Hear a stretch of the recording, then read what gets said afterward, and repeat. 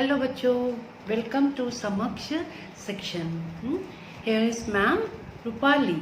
आज मैं आप लोगों को एक नवी कक्षा की कविता पढ़ाने जा रही हूँ। उस कविता का नाम है गांव से शहर की और इसे किसने लिखा है? अज्ञे जी ने लिखा है। अब थोड़ा बहुत अज्ञे जी के बारे में पढ़ते हैं, हाँ, जानने की कोशिश करते हैं। अभी अज्ञे किसका नाम है? अज्ञे का मूल नाम है सच्चिदानंद हीरानंद वात्स्यायन। उनके मूल नाम है। उन्होंने अज्ञे के नाम से ही कविताओं को लिखा। उनका जन्म हुआ था 7 मार्च 1911 ईस्वी को कुशीनगर, उत्तर प्रदेश में हुआ था। उनका बचपन लखनऊ, श्रीनगर और जम्मू में बीता। उनकी प्रारंभिक शिक्षा अंग्रेजी और संस्कृत में हुई। हिंदी उन्होंने बाद में सीखी। वे आरंभ में विज्ञान के विद्यार्थी थे, साइंस के वे स्टूडेंट थे। बीएससी करने के बाद उन्होंने एमए अंग्रेजी में प्रवेश लिया। फिर क्रांतिकारी आंदोलन में भाग लेने के कारण उन्हें अपना अध्ययन बीच में ही छोड़ना पड़ा। वे 4 वर्ष जेल में रहे तथा 2 वर्ष नजरबंद भी रहे थे। उन्होंने बहुत नौकरियां की और उन नौकरियां उन्होंने छोड़े भी। पहले उन्होंने जोधपुर विश्वविद्यालय में प्रोफेसर की तरह काम किया था। फिर हिंदी के प्रसिद्ध समाचार साप्ताहिक दिनमान के वे संस्थापक संपादक थे और नवभारत टाइम्स के भी उन्होंने संपादन किए थे। इसके अलावा उन्होंने सैनिक, विशाल भारत, प्रतीक, नया प्रतीक आदि अनेक साहित्यिक पत्र पत्रिकाओं का संपादन भी उन्होंने किया। आजादी के बाद की हिंदी कविता पर उनका व्यापक प्रभाव है। हिंदी के यही प्रयोगवाद और नई कविता के प्रवर्तक माने जाने वाले इस महान साहित्यकार का देहावसान 1987 में हुआ। वे प्रकृति प्रेम और मानव मन के अंतर्द्वंद्वों के कवि हैं। उनकी कविता में व्यक्ति की स्वतंत्रता का आग्रह है और बौद्धिकता का विस्तार भी। उन्हें अनेक पुरस्कार मिले थे, जिनमें प्रमुख है साहित्य अकादमी पुरस्कार, भारत भारती सम्मान और भारतीय ज्ञानपीठ पुरस्कार प्रमुख है। उनकी मुख्य कृतियां हैं भग्नदूत, चिंता, हरी घास पर क्षण पर, इंद्रधनु, रौंदे हुए ये, फिर आंगन के पार द्वार, कितनी नावों में कितनी बार आदि। अज्ञे की संपूर्ण कविताओं का संकलन सदानीरा नाम से 2 भागों में हुआ है। ये आप लोग बहुत अच्छी तरह से नाम याद रख लीजिए। उनकी कविताओं का संकलन का नाम है क्या? सदानीरा। अब आते हैं उनके कविता में। ये बहुत ही सुंदर कविता अज्ञे जी ने लिखा था। और अब ये कविता का नाम मैंने आप लोगों को कहा है कि गांव से शहर की ओर। इस कविता में कवि हमें नगरीकरण की प्रक्रिया के बारे में, मतलब इसकी उत्पन्न से गांव और शहर की जो विडंबनापूर्ण संबंध और उसमें मनुष्य की स्थिति की ओर संकेत किया है। मतलब नगरीकरण के कारण गांव और शहर में क्या बदलाव आया है, उसके बारे में उन्होंने इस कविता के द्वारा हमें क्या किया है? सजग किया है। उनका कहना है कि पहले गांव से शहर तक पहुंचना क्या था? मुश्किल था। तो आइए तो इस कविता में देखते हैं कि कैसे मुश्किल था। उस बार हम गांव से शहर को निकले थे। हमने पाया कि गांव के बाहर हमारी पहुंच नहीं है। सारे रास्ते, डगर और पगडंडियां तक सब वापस गांव की ओर ही लौट जाते हैं। तो इस पहले पद में कवि कहना चाहते हैं, यहाँ पे पहले इस शब्द का अर्थ देखिए, सारे रास्ते मतलब मुख्य मार्ग के बारे में कह रहे हैं।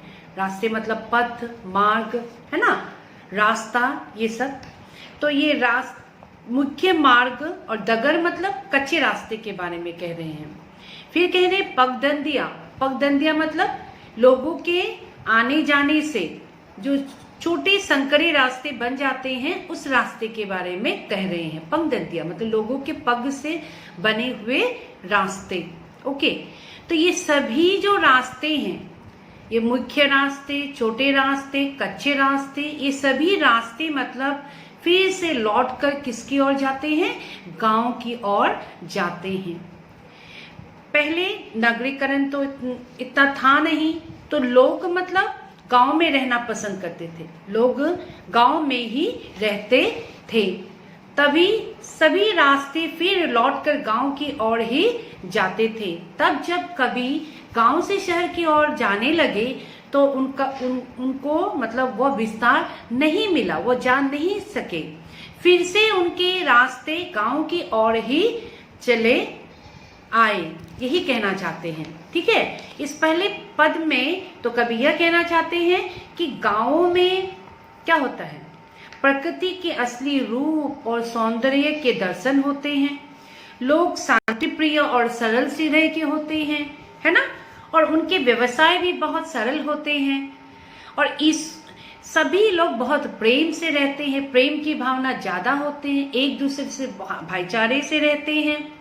लोग एक दूसरे के बारे में बहुत ज्यादा सोचते हैं। गांव में सभी लोग एक परिवार की तरह रहते हैं। तो कवि का कहना है कि लोग गांव में रहना पसंद करते थे, उन लोग शहर जाना नहीं चाहते थे, तो सभी लोग गांव में रहते थे। एक्चुअली ईश्वर ने गांव को बनाया है।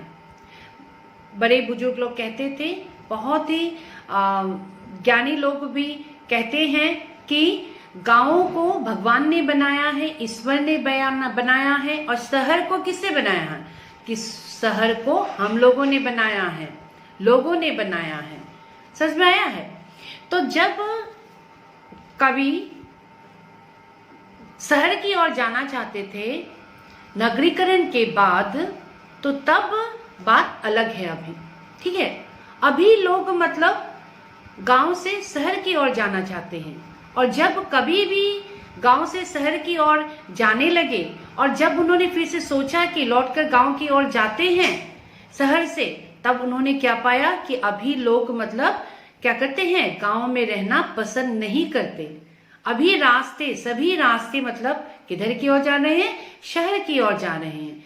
सभी लोग अभी गांव छोड़कर शहर की ओर जाना चाहते हैं। क्यों जाना चाहते हैं?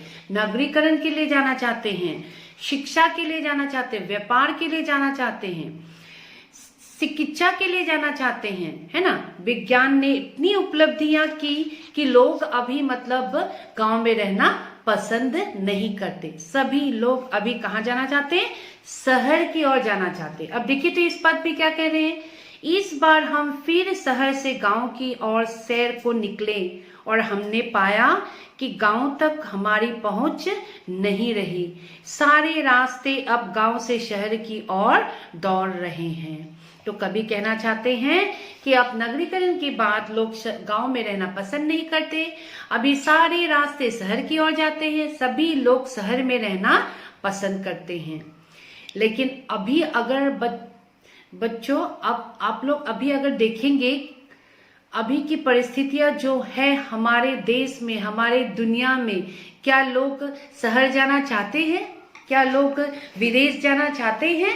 अभी कोई भी अपना शहर, अपना मुल्क, अपना देश, अपना राष्ट्र छोड़कर कहीं जाना नहीं चाहते हैं। अभी कितने लोग दूसरे शहर पे थे, दूसरे देश पे थे, है ना, विदेश में थे, लोग बड़े बड़े नौकरी कर रहे थे वहां पे। लेकिन अभी क्या हो रहा है, अभी सभी लोग अपने मातृभूमि पर आना चाहते हैं जहां उनका जन्म हुआ। किसी भी तरह से लोग रो रहे हैं, झगड़ा कर रहे हैं, क्या क्या नहीं हो रहा है आप लोग दुनिया में देख रहे हैं, है ना। तो लोग अभी क्या कर रहे हैं, सभी लोग गांव आना चाहते हैं, अपना देश आना चाहते हैं, अपना राष्ट्र आना चाहते हैं। दैट मीन्स कभी हमें यही समझाना चाहते हैं कि जितनी भी नगरीकरण हो, जितनी भी उद्योगीकरण हो, हमें अपने मातृभूमि से प्यार करना है, हमें अपने गांव से प्यार करना है, क्योंकि जो कुछ हमें अभी मिला है और आगे भी मिलेगा, क्योंकि हमारा देश कृषि प्रधान देश है ना। किसान ही हमारा सब कुछ है। तो सब कुछ हमें कहाँ से मिलता है? गांव से मिलता है। तो हमें अपने गांव को कभी नहीं भूलना है। अपने गांव से क्या करना है? प्रेम करना है।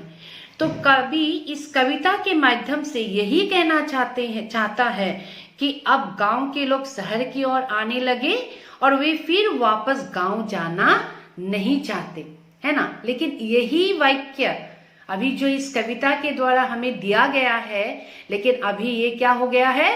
बदल गया है। हाँ, एकदम से बदल गया है ना। क्योंकि लोग अभी सब लोग कहाँ लौट के आना चाहते हैं? अपना देश, अपना गांव, है ना। तो मैं समझती हूँ कि आप लोग को ये कविता समझ में आ गया होगा। अगर ये कविता आप लोग को अच्छा लगा, समझ में आ गया है और आप लोग चाहते हैं कि मैं प्रश्नोत्तर भी आप लोग के साथ शेयर करूं, या आप लोगों को चाहिए लिखकर हो या नोट व्हाटएवर मे बी आप लोगों को चाहिए, তোমালোকে মোক কমেন্ট বক্সত লিখিবা। মই যি ধৰণে পাৰো তোমালোকক সহায় কৰিবলৈ চেষ্টা কৰিম। If you liked it, you can like, share and subscribe. ধন্যবাদ।